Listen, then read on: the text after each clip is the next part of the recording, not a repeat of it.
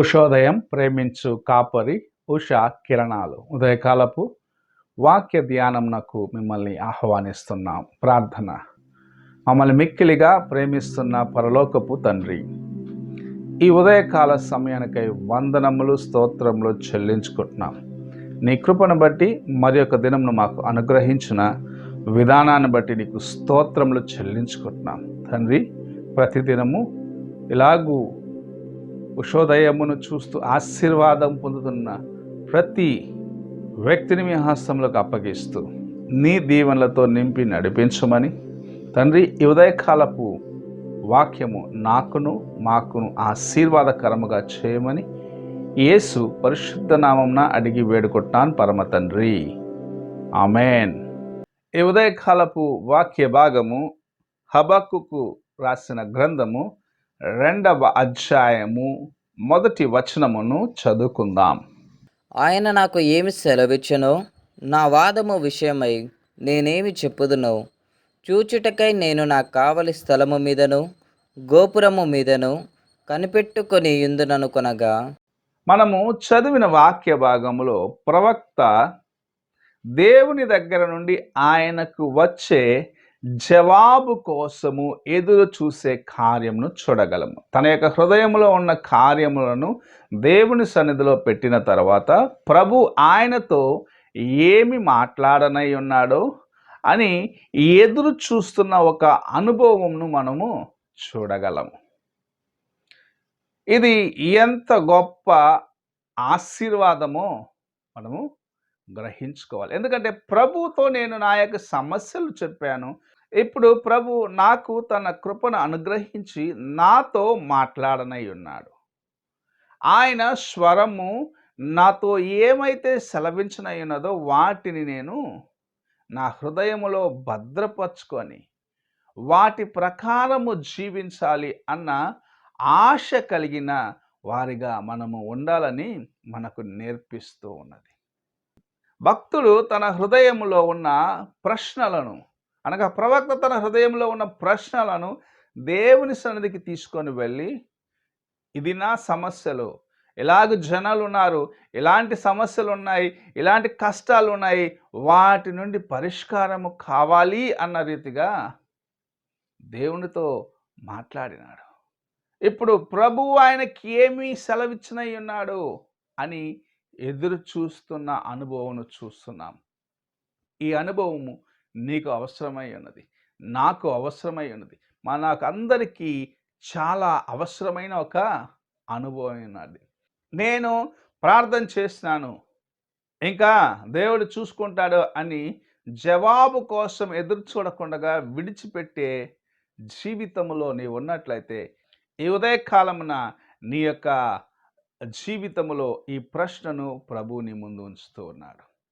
ఎన్నిసార్లు నీవు జవాబు వచ్చేంత వరకు నా సన్నిధిలో వేచి ఉన్నావు, నా సన్నిధిలో ప్రార్థించినావు, నా జవాబు కోసం ఎదురు చూసినావు అన్న ప్రశ్నను ప్రభు నీ ముందు ఉంచుతూ ఉన్నాడు. నీవు దేవుని యొక్క జవాబు కోసము, ఆయన నీకు ఇచ్చే సమాధానము కోసం ఎదురు చూడకుండా కేవలము ఒక పక్క నుండి నీ సమస్యలు మాత్రం చెప్పి వెళ్ళినట్లయితే నీకు ఆయన ఇచ్చే జవాబు ఏమిటని ఎలా తెలుసుకొనగలవు? నీవు ఆయన సన్నిధిలో వేచి ఉండాలి, ఆయన నాతో మాట్లాడాలి. ఇక్కడ మనము చూసినట్లయితే ఆయన గోపురము పైన ఎక్కి వేచి ఉన్నాడు. అనగా ప్రభు నాతో మాట్లాడడానికి ఏ ఆటంకము ఉండకూడదు. నేను ఎత్తైన స్థలములో నుండి ఆయన యొక్క సమాధానము కోసం ఎదురు చూస్తాను అన్న రీతిగా భక్తుడు ఉండటం మనం చూస్తూ ఉన్నాం. నీవు నేను కూడా అలాగూ తేటగా అలాంటి హృదయాన్ని కలిగిన వారిగా, ప్రభువా నాతో మాట్లాడుము, నాకు నీకు మధ్యలో ఏ ఆటంకము వద్దు, ఆటంకపరచు కార్యములను నేను దాటి ముందుకు వెళ్ళడానికి నాకు శక్తిని దయచేయమని దేవుని సన్నిధిలోని హృదయాన్ని కుమ్మరించుకోవాలని ప్రభు ఆశిస్తూ నీతోనూ నాతోనూ ఈ ఉదయకాల సమయంలో మాట్లాడుచూ ఉన్నాడు. నిజముగా నీ హృదయమును దేవుని సన్నిధిలో కుమ్మరించిన తర్వాత ఆయన జవాబు కోసం ఎదురు చూస్తూ ఏ ఆటంకము లేకుండా కాపాడుకున్నట్లయితే నీ జీవితము ధన్యకరమైనదని దేవుని యొక్క వాక్యము సెలవిస్తుంది. ఆ దర్శనం ఎలాగుంటది, ప్రభు ఎలాగ దర్శనం ఇస్తాడు, ఏమిస్తాడు అని ఎదురు చూస్తూ ఉన్నాడు. ప్రభు ఆయనకు చెప్పిన మాట ఏమిటంటే, అందరూ చూసేదానికి తేటగా కనపొచ్చే రీతిగా ఈ కార్యములను చేయమంటున్నాడు. ఆ దర్శనాన్ని లిఖించమంటున్నాడు. నీతిమంతుడు విశ్వాసము మూలముగా బ్రతుకును అన్న కార్యమును ప్రభు తన సేవకుడైన హబక్కుకు చెప్పటం చూడగలము. నీవు నేను విశ్వాసము మూలముగా బ్రతకాలి అన్న కార్యమును, బ్రతకగలము అన్న కార్యమును ప్రభు మనకు తేటపరుస్తూ ఉన్నాడు.